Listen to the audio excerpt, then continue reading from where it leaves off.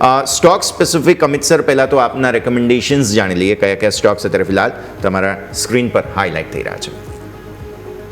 જો કોઈ નવી એન્ટ્રી કેવી હોય સ્ટોક્સમાં, તો આઈટી સેક્ટરમાં આવનારા દિવસોમાં એક રિવર્સલ જોઈ રહ્યો છું. તો એક ટીસીએસમાં એન્ટ્રી કરી શકાય છે. દરેક ઘરે પણ આમાં નવી તમે એન્ટ્રી કરી શકો છો. એવરેજ કરીને પણ ચાલી શકાય છે.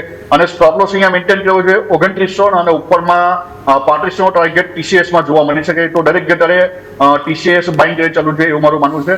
આવનારા દિવસમાં આઈટી સેક્ટરમાં એક સારી રિવર્સલ જોવા મળી શકે.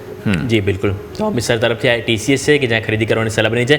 3500 ટાર્ગેટ અને 2900 સ્ટોપ લોસ સાથે અહીંયાથી આપણે ફોકસ કરીશું. Sir, one more question to you Amit sir, કે હવે આજે જ્યારે સેન્સેક્સની એક્સપાયરી છે ત્યાં પણ જોઈએ તો આપણને એક મહત્વનો લેવલ ઉપર છે 81050 ઉપર તક કારોબાર કર્યો છે. એટલે 81000 એક આપણે જોઈએ સાયકોલોજી લેવલ પણ જોવા મળે છે. તેને કેટલું મહત્વ આપીશું? લાગે છે કે બ્રેક થાય તો વધારે પેન અહીંયા જોવા મળી શકે સર આજે એક્સપાયરીના દિવસે સર?